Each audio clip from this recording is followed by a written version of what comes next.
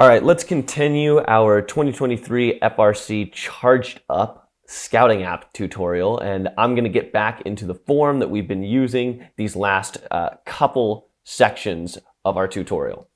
So far, we've done setup and we have done auto. This video, let's focus on doing Teleop. So doing all the scoring and all the stuff that you might want to know when you're scouting for Teleop. So let's start by actually getting our group and creating our tab. And just like the other tabs, we're going to go ahead and make this a shade of gray. This time it'll be a little bit lighter so we can tell it apart from the others. All right, let's do 9C, 9C, 9C. And let's go ahead and actually get our tab button on there as well. So let me go ahead and make sure it's lit up red so that way I know it's part of the tab. And I'll change the color to 9C, 9C, 9C. And let's change the words to Teleop. Okay. There we go. Looks good. Okay, let's actually make sure, in case I forget, pop up my group. All right, so the first thing that we're probably going to want to cover with Teleop is going to be the main source of scoring the game, which is scoring game pieces. So let's start off by go ahead and putting a label at the top, letting the user know that the following section is going to be for a game piece pickup. So item pickup. And we'll get to how we do the scoring in a sec. But first, I'm going to do item pickup, and I'm going to let the user choose what item is being picked up. So let's start by actually getting two images on here. I'm going to go ahead and I'm going to choose a file from my computer. This is a game cube, right? So that'll be the first thing that they're able to pick up. The other thing they're able to pick up is a cone, which you can also use a link, copy image address, to get your images in as well. So I'll paste that right there. Awesome. Okay, so now we have our two items that can be picked up as images, so that way it's not confusing to anyone who's doing scouting for your team. Let's put them on either side, and let's put buttons around these images as well, so that way we can give other actions to them. And the way that we're going to do that is we're going to change the fill of the button to not exist, and we'll make the border black and say like 2 or 3 pixels, okay? And I'm going to change the label to pickup cone. And I should be able to change the text to black as well, and we'll see it. There we go. And let me make sure it covers the image. So now whenever someone clicks on the image, it will also click on the button, okay? So we actually just have the button entirely covering the image. And I'll go ahead and copy this guy, put him on the cube as well, and change it from pickup cone to pickup cube. All right, cool. So we've got our two buttons, and let me go ahead and give them a field configuration. Pickup cube. We'll go to this one, do pickup cone. So we've got the pickup part. Now we want to get to the scoring part. And one of the things that is a great just design decision to make is to follow the events of the game. So what does that mean? Well, typically what will happen during a FRC game, especially in 2023, is you'll see someone either go to the loading station or go pick up a cone or cube off the ground. Great, item picked up. Now, in that context, you know that they're going to do essentially one of 3 things. They're either going to accidentally drop it, they're going to pass it off to another robot on the team, or they're going to go score it. So knowing that, we can change the context that the user is in so that we don't have to give them all of these options right here on this screen and confuse them. Instead, when they click pickup cone or pickup cube, they are then given those options. So let me go ahead and just do it quick so you guys can get an idea of what I'm talking about here. So we're going to make a pop-up on the screen that's going to come up when you click the cone or the cube button. And a good way to do this is to make a group that's entirely black and make it have about a 50 or 60% opacity.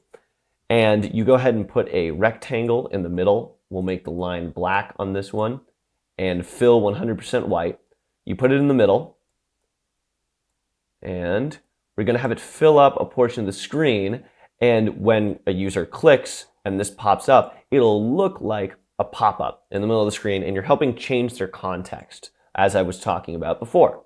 So let's go ahead and put some text in here to let the user know that they clicked pickup cone. Okay, we'll start with cone and we'll get to cube in a bit. All right, And we need to cover the three actions that I just mentioned that can happen, right? The first one being that they drop the object. So I'll put dropped cone as the field configuration, and I'll put the words as dropped. So they dropped the cone. The other thing that could happen is they could pass off the cone, as I mentioned before. So passed off. And this might include giving it to another teammate or just passing it off to your side of the field, so that way it's easier for your teammates to get. Passed off. Now, there's also one other thing I mentioned, and that was they go to score the item. Of course, we actually kind of care where they're scoring it, because it doesn't only change the score that they get at the end of the match, but it might also be important to your team to want to pair up with teams that are placing in specific locations. So we're going to set it into 3 locations. There's the middle, the left, and the right, and then we're going to set 3 more locations, the top, the middle, and the low. So we can end up having 9 buttons to tell us all the different places that someone could have placed an item. So let's just get started so that way it's a little less confusing. So we'll start with this one, and the label on this one will be left high. All right, so when someone scores on the left high, this is the button that they click. Likewise, if they score in mid high, this is the button that will be clicked. And then finally, following the pattern, if they do right high, this is where they click. Oh, I accidentally changed the field configuration. Let's go to words and labels, make it right high. There we go. And you'll notice it's taking up a little bit more of this pop-up than I wanted. That's fine. Let me just go ahead and change the size of this a little bit, and we'll move everything accordingly. Move this guy over, move this guy over, and there we go. Looks a little bit better now. Okay, cool. So now we just need to do this with the other 2 sections being mid and low.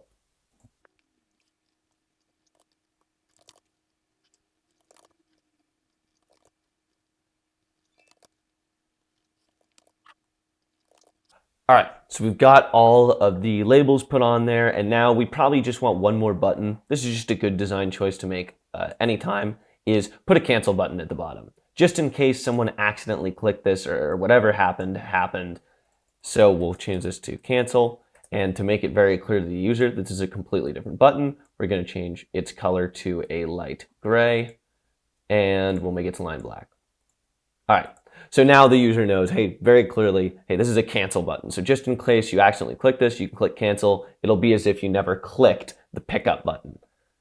All right, very cool. Let's go ahead and make sure that we have field configuration done for all of these, just real quick, so that way in the future, it's a little easier on us.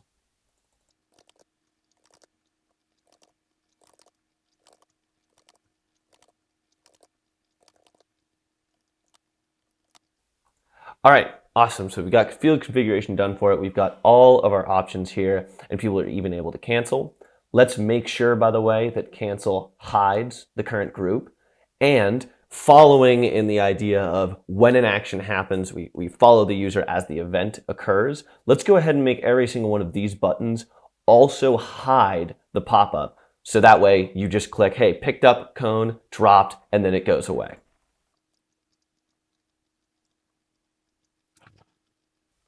All right, so we've got hide done for all of these. Now the only thing left to do is to go ahead and select this group, change its settings to cone pickup scoring. All right, so now it has a name, cone pickup scoring. We make sure it's hidden initially. Click on inspect groups, and let's click on that group, cone pickup scoring, so that way it goes away. And now we'll click on the button, the pickup cone button, and make sure that it pops up cone pickup scoring. And now let's go to preview just to make sure all of it works. So I'll click on pickup cone. This will come up, will pop up, and I'll go ahead and say, they passed it off. And now it closes everything. All right, so we've done this with cone. Now we're gonna go ahead and do the exact same thing with cube.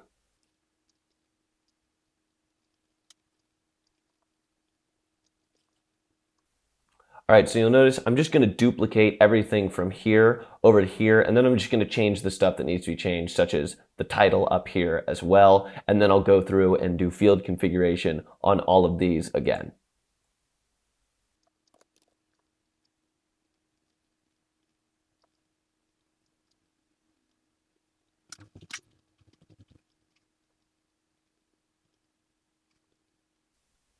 All right, cool. Now I'm just going to go through and do the field configuration on every one of these, change it to cube drop, cube passed off, etc.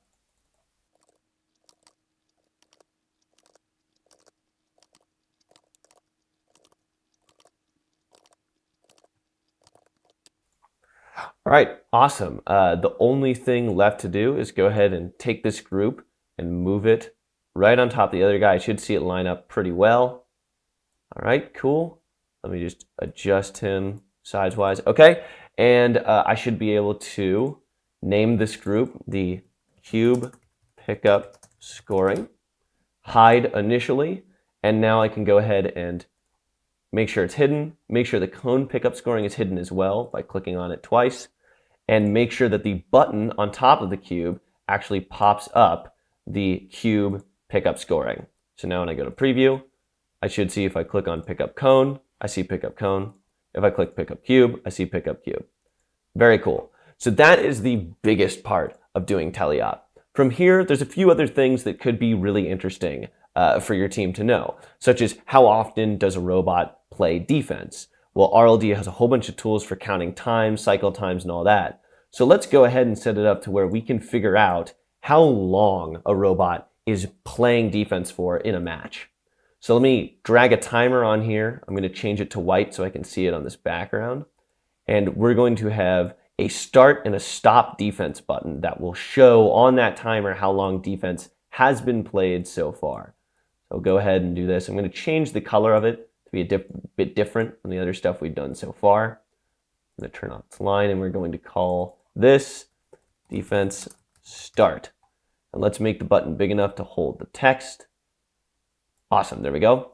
And let me grab that, duplicate it, and we'll call this defense stop. And let me go ahead and do the field configuration as well. Defense stop and defense start. Okay, very cool. Let's get them lined up here. All right, and now what we're going to do is we're going to click on the timer, and if we go all the way to the bottom here, we'll notice we have timer set up, and we can click. We can have up to 3 timers on a form, and this one's going to be number 1. So any time we refer to timer number 1, this will be it. We can change a whole bunch of stuff here. It's actually preset pretty well to just do minutes, seconds, and 1 decimal point. So I'm going to keep it just like that. And then I'm going to go to defense start, and I'm going to see timer 1. I'm going to click on timer 1, and I'm going to make sure it starts the timer. We're going to do the same thing with defense stop. We're going to click timer 1, but we're going to make it stop instead of start the timer. So now when I go to preview and I click defense start, defense stop, defense start, defense stop. So now the user can get an idea of how much time is being played defense-wise by the team that they are watching, okay? Now, the next couple things that we might be interested in are how many links did the team get? So not just the team, but their alliance as a whole. So let me go ahead and drag in some text. Let's make it white, and let's call it links. And this is interesting to track because you might find that a team might have really good scoring, but if their drivers aren't very experienced, or maybe it's their first time, they just might not get a whole lot of links. They might not be focused on that.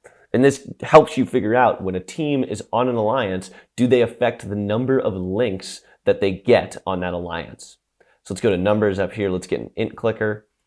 Let's go ahead and make it real big, easy to click. And let's put the max to 9 and the starting value to 0. Cool.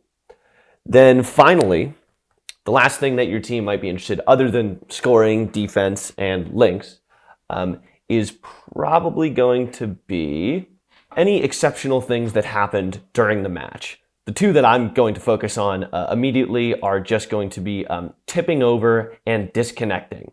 These are nice to keep track of because you don't want to judge a robot based on their maybe average score over a competition if it just so happened that they disconnected the first match, right? If you know that they disconnected the first match, then you can judge them fairly, especially if they never disconnected after that. So let me go ahead and I made an option here. We'll go ahead and give no default choice, and they'll be tipped, disconnected. All right, there we go. And now a user can choose, hey, tipped, disconnected, and again, that can help you make a better judgment about that robot. All right, this all looks pretty good. I'm just gonna do one last thing just to help make it look a little better and keep people's eyes focused in the right place. I'm gonna add a couple lines just to delineate the differences between the different sections of this Teleop form. So let me go ahead and delineate the items picked up from the defense start stop. And I'm also gonna do one for after defense start stop. I'm gonna do one for links. And there you go. So now everything's very clearly delineated. It helps a user bring their eyes to the right thing when it needs to be there. And if we go to preview, we should see that everything here is working as it should. Tipped, disconnected, awesome. Pickup cone, mid-high, pickup cube, right low. Okay, and there we go. That is our Teleop for this section. After this, we're gonna cover endgame, submitting, and any details we might have missed in the form in the previous sections.